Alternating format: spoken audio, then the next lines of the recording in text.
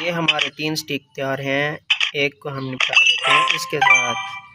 दूसरे को टमाटर चाहिए, ये टमाटर, चलो ये भी गया। इसको एक जूस दे देते हैं। इसको भी एक पिज़्ज़ा तैयार है हमारा, ये दे देते हैं। इसको जूस दे देते हैं, ये कस्टमर हमारा चला जाएगा। अब हमारे पास आ गया नेक्स्ट कस्टमर।